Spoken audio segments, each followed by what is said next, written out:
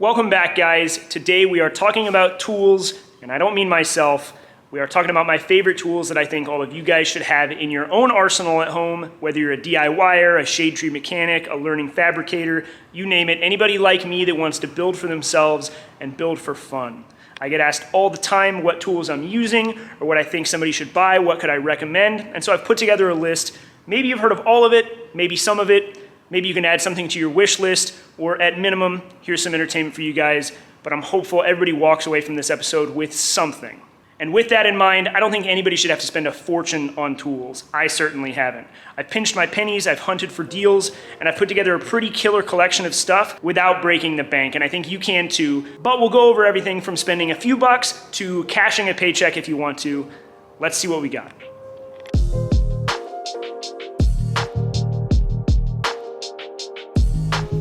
If you guys thought there was any way that the first tool on the list wasn't going to be a 4.5-inch angle grinder, I'm disappointed. Because if you ask me, although this tool is probably the most obvious one on the list, it's also the most essential. With one of these and a welder, you can build just about anything.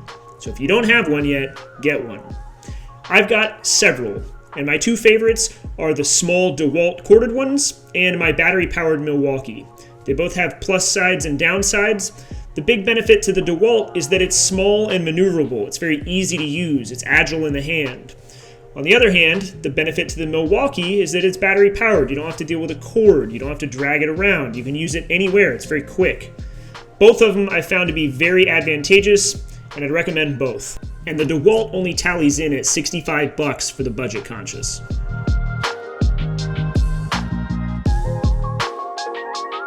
The next tool on the list is an odd one. Maybe you've seen one or maybe not, but this is an Arbor Press, and it's an awesome alternative to a hydraulic press, and they come in a lot of different sizes.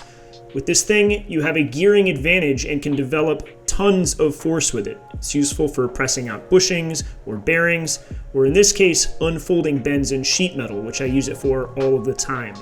The best part is, you can find these used for cheap. I got this one for 75 bucks.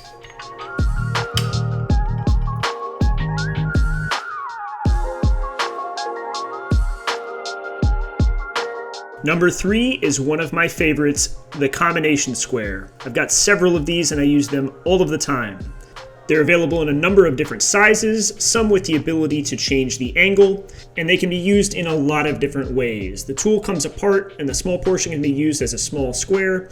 There's obviously a ruler, and together they make a fantastic adjustable square that makes it really easy to lay out lines and grid up parts. If you're making brackets, this is a must-have.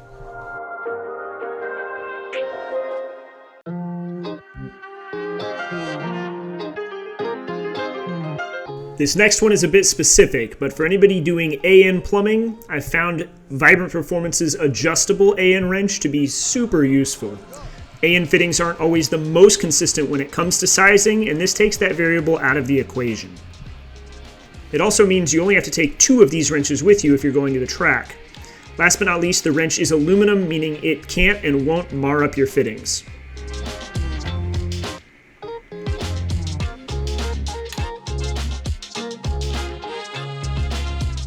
You guys knew this one was coming because I've been singing this thing's praises for several episodes now. This battery-powered die grinder has been fantastic to use. I don't have to worry about having an air hose or the air compressor running. It's very versatile, has adjustable speeds. Honestly, I've fallen in love with this thing. Die grinders of any kind, including pneumatic ones, are super useful, so consider that a tool on the list as well. But for the sake of this example, I'm going with the Milwaukee battery-powered one. And I want to be transparent about this. None of these tools were given to me. No tool companies are involved in this video. I just want to show you the tools that I like, and so I'm naming some brands while I'm at it. You can change those brands up if you want to. I use the Milwaukee system for the most part because I have a lot of their batteries, and I've had really good luck with these tools. Flush cuts might just be the cheapest tool on this entire list. You can get these on Amazon for a few dollars, and if you don't have some already, do yourself a favor and buy some right now. There's a lot of stuff you want to cut. They're useful for that, but the best part is zip ties. I know for a fact that we are all patching our cars together with zip ties. You can't fool me, you can't lie about it. And with flush cuts, you wind up getting rid of that sharp tail on the end when you cut these off. I know we've all cut ourselves, whether it's a thumb or a wrist, dragging it across a clipped zip tie, and you wind up bleeding all over the place. Flush cuts make a perfectly flush cut. There's no piece that sticks up. You cannot run your hand on it. Creates a nicer finished product. If you like zip ties, and I know you do, get some of these. Let's talk welders, and more specifically MIG welders, because this is an incredible machine to start with if you haven't picked up a welder yet. Now, any MIG welder will probably get you going, but I would suggest finding one that is gas compatible. This Millermatic 211 I bought about 10 years ago, brand new, for around $900, and I imagine these days they go for about half that. If you can find one, this machine is phenomenal. It has a lot of features going for it, such as being usable with 110 or 220 volt electrical systems. It will hold large or small spools of wire, and it even has auto settings. So if you don't want to fiddle with it, you just tell it how thick of a material you're welding, and it will do the rest. I've welded every single project I've undertaken with this thing up until the Ferrari, and I can't recommend it enough.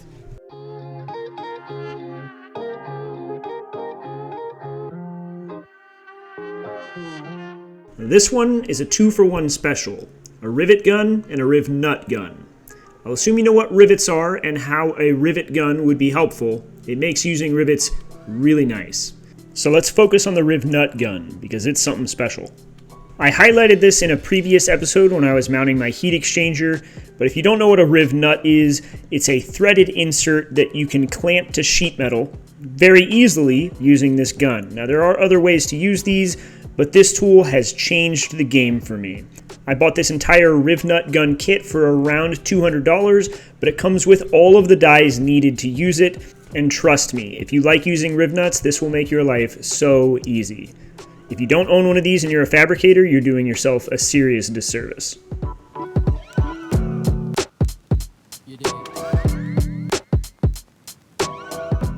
I'm a firm believer that a toolbox can be good and cheap. You don't need to spend thousands and thousands of dollars on a Snap-on box if working with your tools isn't what you do for a living. I bought this Husky box a while back, and I snagged it on a Black Friday sale for about $700, which isn't cheap, but it's cheap for a box with features like this, like soft closing drawers. All of the drawers come lined with rubber mats. The top has LED lighting, as well as a number of plugs on each side for plugging in batteries and chargers and things like that. It's even got a pull-out work surface that also doubles as a storage drawer. This thing is fantastic for the price, so check it out.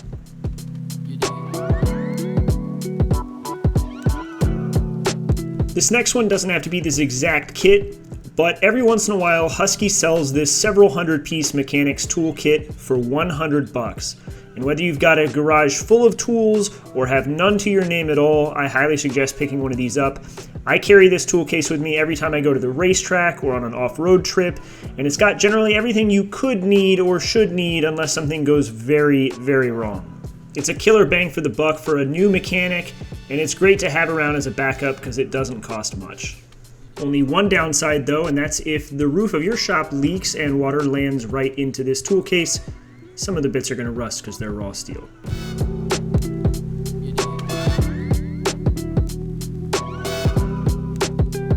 I won't ramble on about this one for too long, but I think it's worth spending the money on a halfway decent multimeter. It doesn't have to be as crazy as this one, but one with a lot of features can save you a lot of headache in the future if you wind up troubleshooting. I take this one with me on every trip that I go on, and it's saved me more than once. You can also learn how to use all those extra features over time, and trust me, this tool is incredibly powerful to have in your arsenal.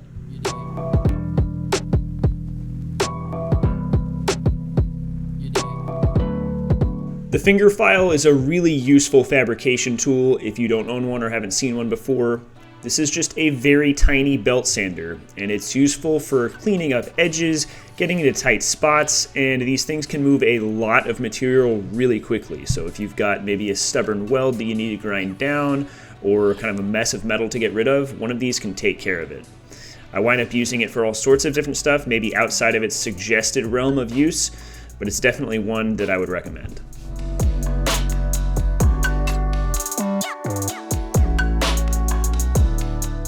The sheet metal brake is definitely our biggest and potentially most expensive item on the list, and this one's not for everybody. I don't expect everybody to have a several thousand-pound, 10-foot long tool in their garage, but it's still a tool worth checking out. If you're a learning fabricator, or if you're wondering how one of these might be useful to you, it will teach you a ton about working with sheet metal and opens up a lot of possibilities for learning as a fabricator. The reality is you can build all sorts of things on a proper brake, and I don't think you'll regret having one around. Now, if I'm suggesting a tool, I'd probably suggest a finger brake, as they're a bit more universal in their uses. But if you keep an eye out for this type of equipment, sometimes they go for cheap. Instead of thousands of dollars, you can get lucky like I did and pay only $250. Or if you just want to learn how to use one of these, Harbor Freight has a similar version to mine, but scaled down for just $70.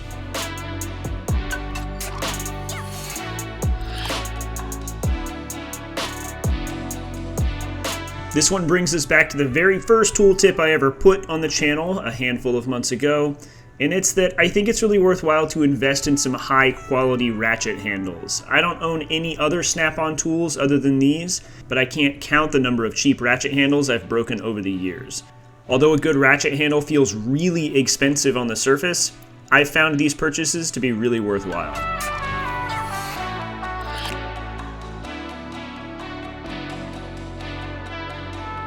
This is another big one, but it doesn't have to be a huge bandsaw like mine. Now, I'm including this one because you guys see me use this thing in what feels like every episode, and it's been one of the best purchases I have made thus far. Now, I snagged this massive bandsaw for under $1,000, but if you don't want or need something this crazy, even a small portaband on a stand will do a lot of amazing things for you with minimal investment. I wish I had bought a bandsaw years ago because it makes learning as a fabricator when you're making all of those small tabs and pieces a lot easier.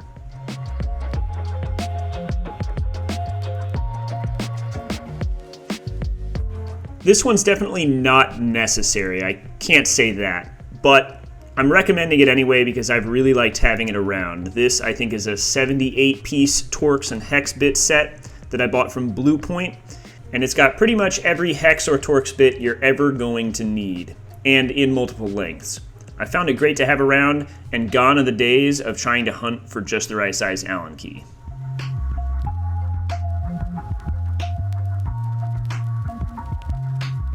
This one is short, I promise, because who doesn't know what an electric impact is? I'm really just including this one to say that if you've been hesitating on buying one, I'm with you. For years and years, I was only a hand ratchet type of guy, but ever since buying a few of these, I found them absolutely worthwhile having around. So add whatever brand to your collection, I'm sure they're all good enough to do the job.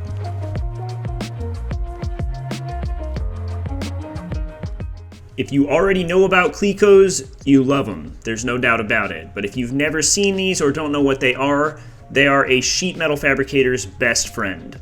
They are essentially a temporary rivet that allows you to clamp sheet metal together.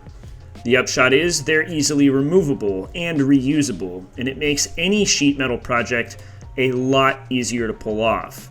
Clecos are handy not only for their ability to clamp things together and their clamping force, but also for temporary mock-ups and dry runs on fabrication. We've all had to drill rivets out once we've made a mistake, or have wished there was a temporary solution, and this is it. And of course, I saved the best for last. No shop is complete without a dog. Chloe here joins me at the shop every single day, and while she seems largely apathetic about most of what goes on, a few treats will get her involved every time. There's no doubt that Chloe is the best part of the shop, tools or otherwise, and she was definitely going to punctuate our list from the get-go. All right, guys, that's my list, and I'm hopeful that you guys at least saw something in there that you want to add to your own collection.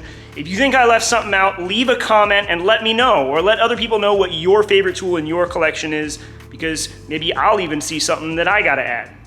Nonetheless, if you liked this content and you want to support this channel, subscribe, leave a like, leave me some feedback. All of that stuff helps the channel grow, and I'm appreciative of it. I will catch you guys on Tuesday in the Roll Bar episode. I'll see you then.